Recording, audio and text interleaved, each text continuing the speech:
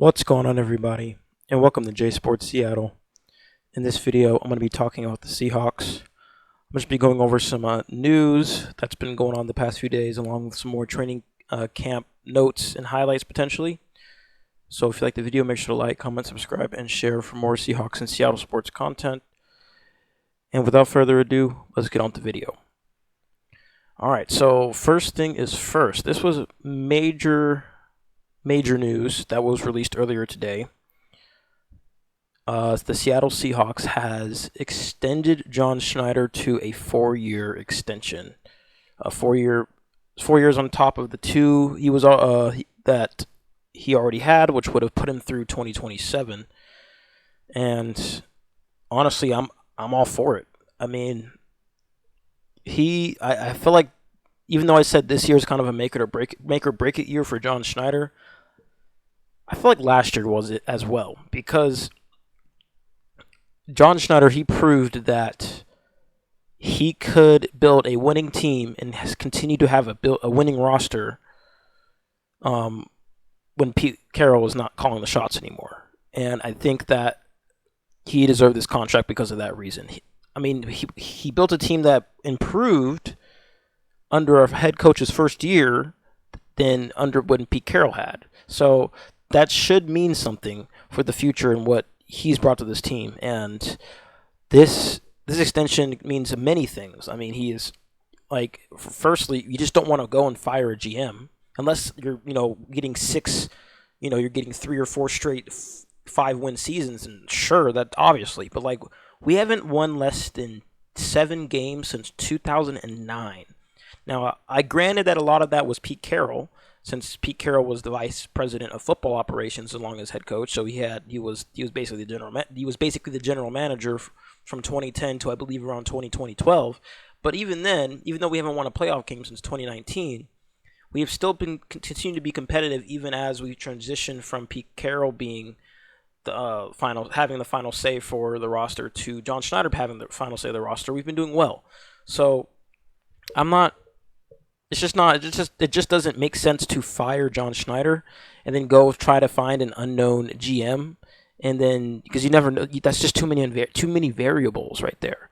What if we fired John Schneider and was like, all right, let's go get another GM, and then he's like, you know what, Mike Macdonald, not really fitting my type. Fired Mike Macdonald, fired Mike Macdonald, and then immediately go to another team and then helps them win a division title. Then it's like, bro, what? So, like, this is good work right here. And another thing that makes me think that is, another thing that this makes me think about is, what if Jody Allen's doing this to secure a good situation for next ownership? So, like, in the event that John Schneider and Mike Macdonald do good things for this team and start winning division titles and stuff, whatnot, the next owner will already be, will be in a good spot in terms of where the team is at in terms of performance. So I feel like this is very good thinking by Jody Allen, because if it doesn't work out, then whoever buys a team next will just fire these guys and then build a new. But if not, then we'll continue to have these guys, because John Schneider got extended through when Mike Macdonald will be to match Mike Macdonald's deal. Mike Macdonald is signed a 6-year deal last year, so that puts him in through the 2031 season. So that would be effectively his last year along with John Schneider, assuming they don't get extensions. So that's my thinking as well, is that it could be Jody Allen trying to set the team up for success post, the Allen organization the Allen Trust owning the team, which is really good on John Schneider. Really good for Jody Allen and for the Seahawks. And the thing is Schneider, he's doing what a GM should do. He's been drafting well. Obviously, he hasn't been drafting all offensive linemen well. But keep in mind, offensive linemen, it's one of the hardest positions to draft in the league because of how the game has changed offensively. Going from it's not as easy it was last time. I can't really put a pin on it, but something changed with that way the offenses are being played, and it's made finding offensive tackles harder, or just offensive linemen in general harder. But he's done well in drafting good corners, good defensive backs. We got looks like we drafted a good middle linebacker in Tyrese Knight. Byron Murphy looks like I think he's going to take a step up this year. Excuse me. He's drafted some good people, and I think that's the reason. And another thing, he doesn't overpay or he doesn't shell out contracts to people and nuke the future of the team, like the Bengals, like the Browns, like soon to be the Niners. So that's another thing that he's been really good at, is being smart with the salary cap and being smart with the money, which is really good. We were in the red last year, and he went and cut people, traded people, and we got like this offseason, we were in the red, and then we traded people, and we ended up freeing over $40 million in cap space. That's what good GMs do. Not only that, but he's not afraid to ship people who don't want to be here. We saw that with DK. We saw that with Geno. They both said they didn't want to be here, or made it clear that they didn't want to be here in Seattle, and he shipped them off. Win-win for both teams. The teams, we got picks in return and freed up salary cap, and the other team got the player that they thought they'll need to, make that next push, win a division title, win a playoff game, go to the Super Bowl, whatever. So that's what good GMs do. And keep in mind, there are only two people that play. There are only two teams each year that play in the Super Bowl. Only 4 each year make the NFC Championship and AFC Championship game, respectively. Or no, not respectively. In general, only 4 teams make those games. So all you can ask for your GM is to have you in a fighting spot every single year. That's it. More than half the teams in the league are not making the playoffs every year. We're always one of those teams that, even though we haven't made it the past couple of years, we've always been borderline. And we've been consistently making the playoffs for the past 15 years, once every 2 years, once every year, Last year was the first time we've missed back-to-back seasons, back-to-back postseasons. Was the first time since, I believe, 2008, 2009 or something like that. So it's been a while. We didn't do that under Pete Carroll. And, we only missed the playoffs last year because of some once-in-a-lifetime tiebreaker. So, so I think this was a really, really good choice by Jody Allen. And I'm excited that John Schneider is still with us. And like I said, if it doesn't work out and the team just doesn't go where it's supposed to go in the next few years after the team is sold, then we'll move on. But until right now, I do like this move. Moving on, I want to talk about just the team talent we have, the young talent we have under the age of 25. So this is according to ESPN rankings. We are second in the league behind the Houston Texans in best young talent. I mean, we got Devin Witherspoon, we got Jackson Smith and Jigba, we got Byron Murphy, Kobe Bryant has been good. We've had Kenneth Walker, who he's been hurt, but he's also been playing playing behind a really bad O-line. We have ballers, and then AJ Barner, I feel like he's going to take a step up. We drafted Elijah Arroyo, who I think is going to be good. We drafted Nick Emenwari, who I think is going to be a Pro Bowler. We drafted Gray Zabel, who I think is going to give us solid protection at left guard for the upcoming years. Like we have some really nice young pieces, and I really, really like where we are. Jalen Milroe, who is working behind these guys and is clearly not ready to be a starter yet, but that's what we're doing right now, and he knows that he needs to do better. He knows. So this is really good. We're in a really, really good spot. Charles Cross, I keep forgetting about him. Charles Cross, we have so much young talent, and that's the reason why we're not going to sign key players from other teams. Drop $35 million a year on freaking Trey Hendrickson because we have guys that we got to pay ourselves. Derek Hall, who's been stepping up every year, this is great. So I really like where we are right now, and even some later round picks like Torrey Horton, I think is going to make an impression this year. I think when Riley Mills comes back, I think he's going to be good. We'll see, but. Obviously, they're fifth-round picks, but we've seen what fifth-round picks can do in the past. Richard Sherman, Tariq Woolen, who even though he's been, iffy the past couple years, he's still a good corner for a fifth-round pick. So, I can't wait to see what happens this year. But yeah, I think we do deserve the spot. And the Texans, they have amazing young talent, probably even better than ours. So probably the edge that they have is the quarterback. So yeah, this is really really good to see. Yeah, see, he's under 25, so yeah, definitely them. But yeah, so then moving on, John Schneider explained the decision to release tight end Noah Fant. I'm just gonna kind of read it because I haven't really read it today. So it was so he basically said, "Oh, I guess there's not much. There's really not much to say. It was a pure cap casualty situation." So that's fair. I mean, he was set to carry a $13.4 million salary cap hit against this season, which would have been the second highest cap hit of any Seahawks player and the eighth highest of any NFL tight end. So it just was not worth to have him on the roster because we have AJ Barner and we got Elijah Royal, and then we got Eric Sauber who could probably provide some veteran presence, and then we got Brady Russell who seems to be moving back to tight end. So we got options at tight end. So this is good to see, and I'm just glad that, this is, like I said, this is what good GMs do. They understand what they have, understand who's potentially could hold this team back, and cut away with that.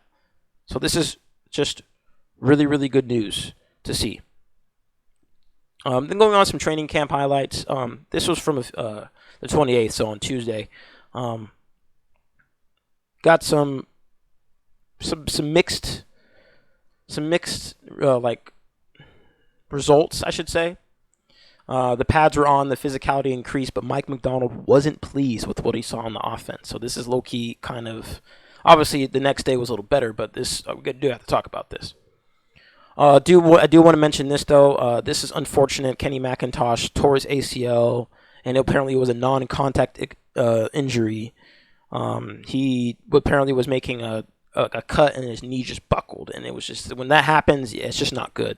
So yeah, he has a torn ACL, and he's done for the season, unfortunately. Which it really hurts, honestly, because I was thinking this could be McIntosh's season right here, especially with this O-line being better, and he showed flashes. It just sucks, but that does make room for Damian Martinez. That does make room for George Halani. So we got other players. Like I wish nothing but the best for Kenny McIntosh. Like I hope a speedy recovery because I think he might be under contract for one more year. Maybe next year he'll be better be back as a kick returner.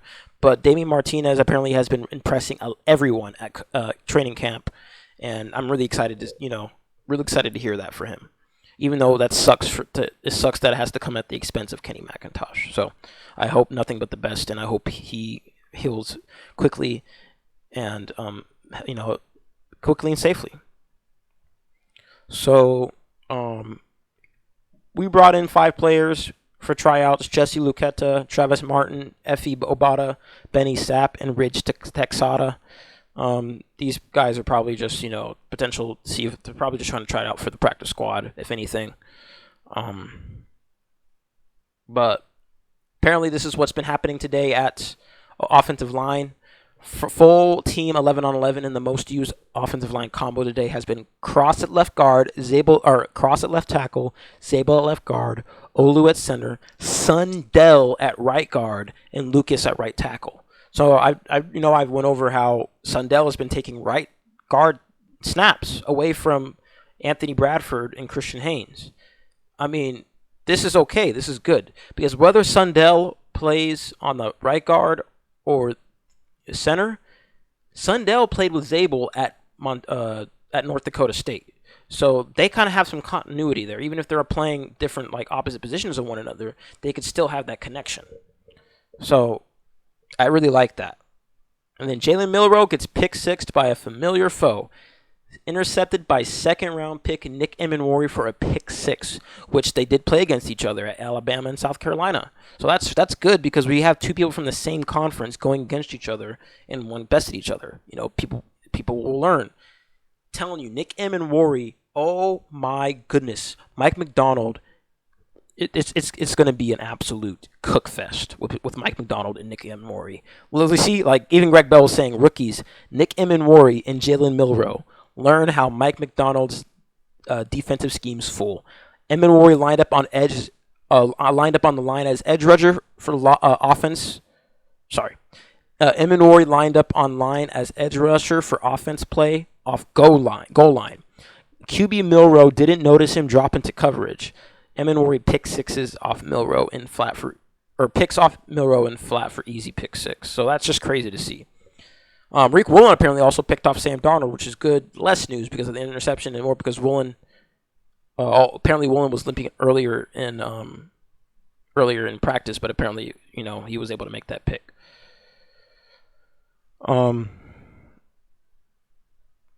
Ernest Jones rest, Drake Thomas opportunity for first team reps. That's good. Good to see that he's still here. Got Holani doing running back drills, it looks like. Oh, they're doing like pass blocking drills. That's good. So yeah, Mike McDonald wants more from his offense. Not everything will come up roses in camp, and that's not supposed to happen. Speaking with media after practice, McDonald had several lines critiquing the offense, particularly the running game. We started practice the right way today, which is good. We haven't done that every day on defense, so that was nice. Offense needs to respond tomorrow because they didn't start fast enough today.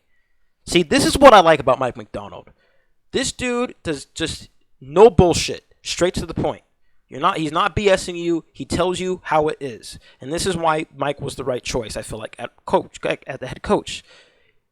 He just, he tells you how it is, and I'm sure he told his players what to do to fix it. He tells you, hey, this needs to be improved, and then they'll respond. And sure enough, I'll get into it, but they did respond the next day. So the key phrase from McDonald came after a question about whether or not he could see the impact of Abe Lucas and Robbie Oots in the run game. You want an honest answer? Here you go. I have to watch the tape, but right now, no. No knock on them, but we didn't run the ball very well today, so we got to be better. That's like I said, no BS. Straight to the point. So this is what I like to see. So we're going to be itching to fix, and that's how you become a better football team. So that's just really good to see. This is the pick six. Well, let me go back. So yeah, he just absolutely fooled him right there, which is great to see. And I'm glad we drafted this guy, man, because he is going to be crazy, I feel like, for sure. This is just little Jalen Milrow right there. Rookie connection. Like, look how fast he is, Arroyo. Like, oh my goodness. And apparently Royals just hasn't dropped passes much at all, which is great to see. Hopefully that translates into actual games, but I think it will. That's what training camp is for. And according to Corbin K. Smith, Damian Martinez had one of the best one-on-one pass pro periods he's seen back in 9 years. So let's take a look.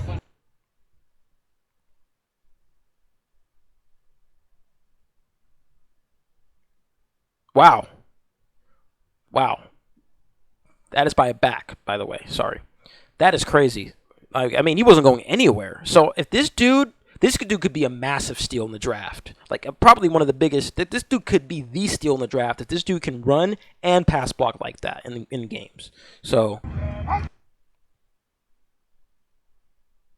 look at Tyrese Knight, man. This dude's just bullying K9. And K9, he's making sure he's not getting past him. So I like this. K9, because K9 ain't no slouch. But look at Tyrese Knight, though. He just backpedaled him, which is great to see from our defense. Here's Zach Charbonnet and O'Connell. Nice. That's just nice. So, overall, good practice on the defense. Obviously, the offense needed to do better, which in day 7, they did. So,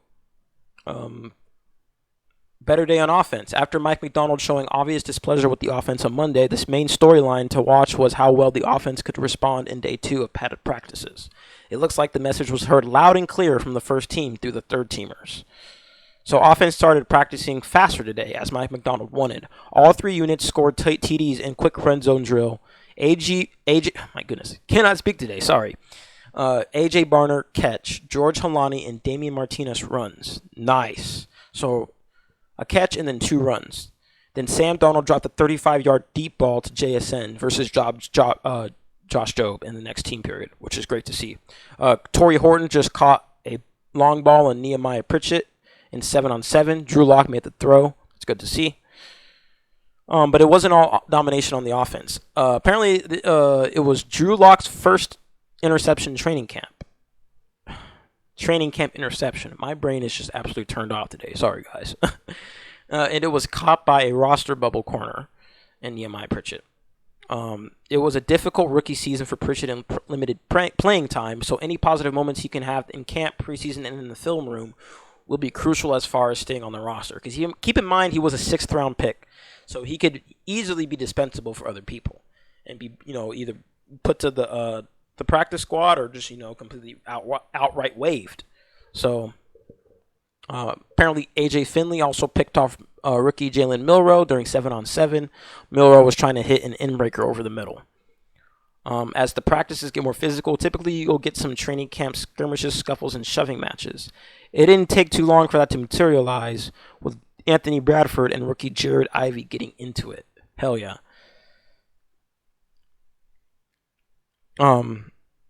Apparently, one-on-one pass rush drills in Seahawks Camp Day 6 full go. Rookie first-round pick left guard Gray Zabel, best day yet. So that's really good to see. I have high hopes for Gray Zabel.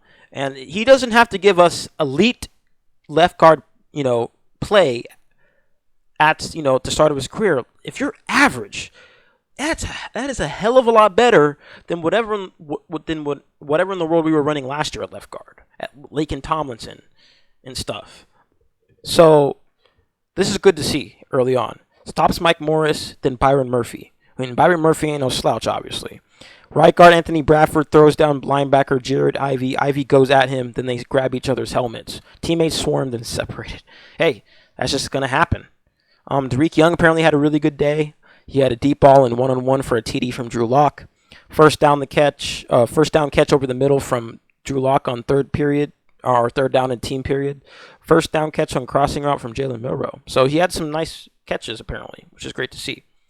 Shaquille Griffin was still out with a personal matter. Ernest Jones was also out due to a personal matter.